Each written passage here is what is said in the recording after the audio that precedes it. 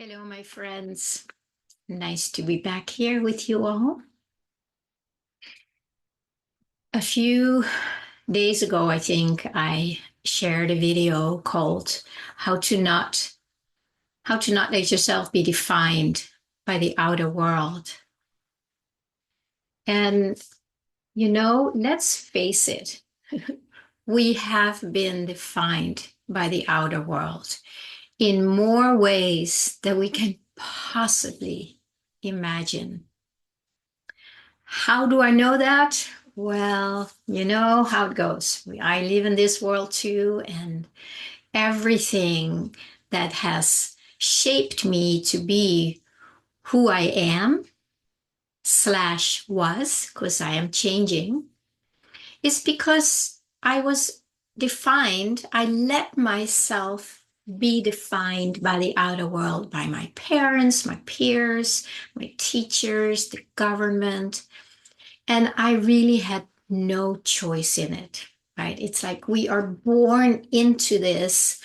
What was that video called? That we are not born into sin, we are born into the matrix. And that is still true as far as I'm concerned. And the matrix defines us.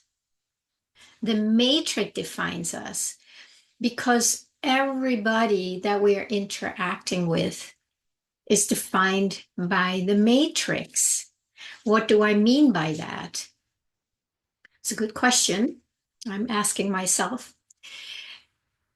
It certainly means that we are not letting ourselves be defined by our divine essence, by our heart, by our inner wisdom and intuition. So in that, we have split apart from who we are and how we express naturally, when we are aligned. And then we have moved away. And then everything out there has defined us. It has told us who we need to be, who we shouldn't be, what we are allowed to, what we are not allowed to. What we are allowed to say, especially the last 4 or 5 years, a lot of censorship about what we are allowed to say publicly, and even what we are allowed to say amongst our friends if they have a different experience of what is going on in the world.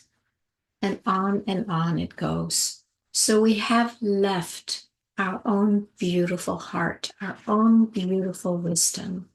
And what we have done, we have pretty much hardened our heart. Now, I have, of course, been part of that. And the last maybe 6 months or so, I've done a really deep dive into how my heart has been so protected because it felt like it's not safe to be me. And even today, I'm not sure it is safe to be me, depending on who I'm with. And in that, we built this heart wall or we harden our hearts.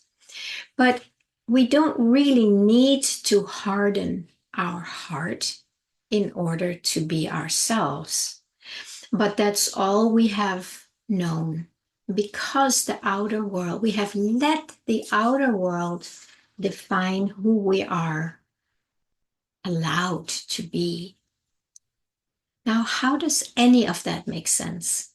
How does any of that make sense? Let's say I go out in my garden and tell the rose, you are not allowed to be a rose.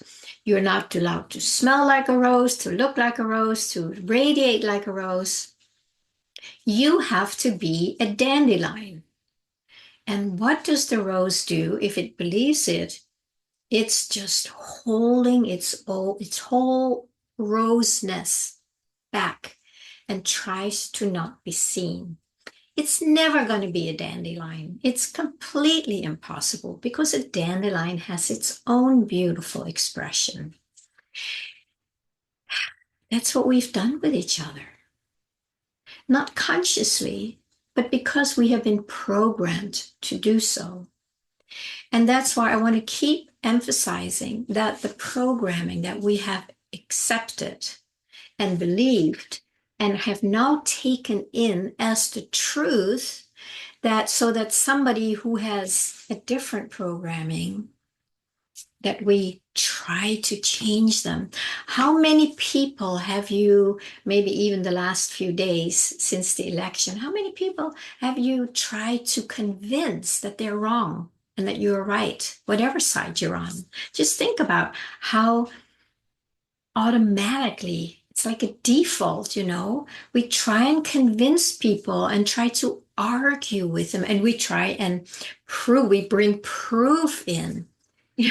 I think on both sides, everybody has bringing in, you should watch this YouTube, or you should listen to this scientist, or you should listen to that doctor, or you should read this article. On and on it goes. And we try to convince the other side that we are right. But the interesting thing is that there is just as much evidence on both sides that they're right. What do we do? And I also think I did a YouTube about that recently. What if both are true? What if both are true? And it's just a matter of you and I choosing what experience we want. And then let the other one have their experience. Because nobody's going to be convinced that somebody else is right if we have a strong sense inside of ourselves that we trust. It's like, no, this is my truth. And then somebody comes and says, no, it's not true. You should be a dandelion. And the rose in me goes like, no, I'm a rose. That does not resonate with a rose. That's how we have lived. We have hardened ourselves. We have held ourselves back. And that's what is happening in the world in a very big way. So my little contribution is, letting my rose speak. And it's funny, I use the word rose because my last name is Little Rose, but there's probably a reason for that. So I let the rose in me speak from the rose's essence. If that doesn't resonate with yours, just let me have my experience. It's fine. If, however, you're curious about what it's like to be a rose, and if you're willing to hear it and learn from it or be curious about it, I would be so happy to share it. As long as you're not trying to say, well, you can be part rose, but you also should be part dandelion. Like, no, I'd check in like, no, I really am a rose. This is really my truth. And that's why I share it this way. Now, the other party may be open and curious to hearing more about that. Or they may say, I just can't hear that. And they may just, part ways and be whatever their experience is. I'm not going to make them wrong for that. But I'm not interested in being with people who are trying to convince me that they are right. Because if it's not my truth, it's not going to do anything. Now, if I had clamped myself down so much that I forgot what it's like to be a rose, then I might doubt my roseness. It's like, oh, well, maybe. So what that other person will do then to the rose is try to look like a dandelion. And just imagine how much conflict there's going to be inside. There's no naturalness, there's no sovereignty. There's just contraction and anxiety and terror even. So it doesn't work.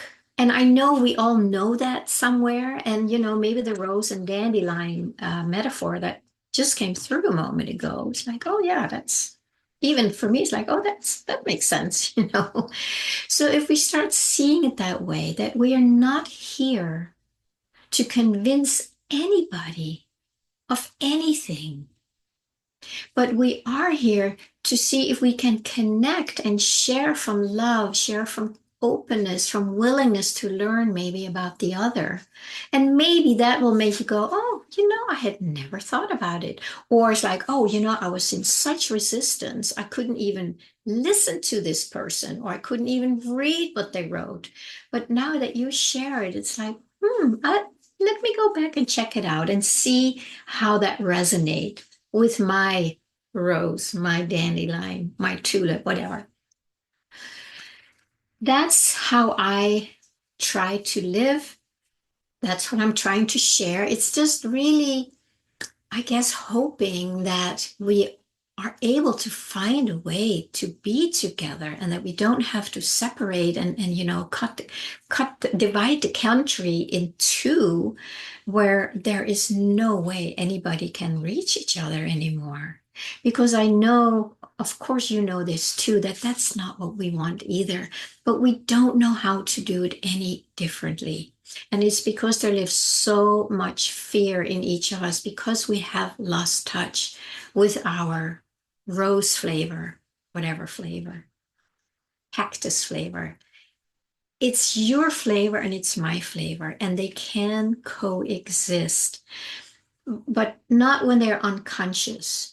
When we have squashed down too much because we were not allowed to believe that, feel that, trust that, we squash it, but we want to help each other open up. And we can do that. I shared some yesterday about it.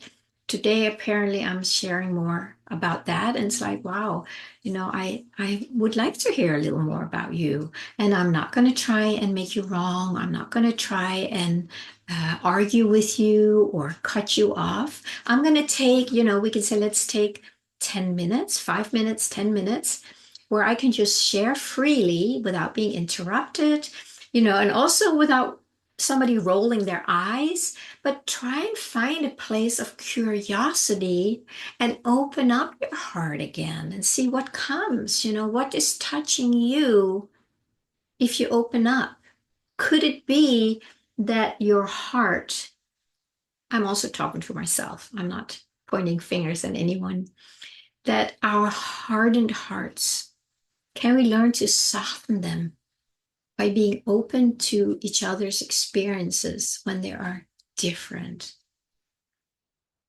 I think that's what I want to leave us with today, to kind of invite us to soften the hardened heart. It's a funny metaphor, huh? A hardened heart, because a heart is not hard, but we have built some protective layer around it. Can we soften that heart and just be open? You don't have to accept it. You don't have to agree with it. Can you meet your fellow human being with an openness and learn more about each other?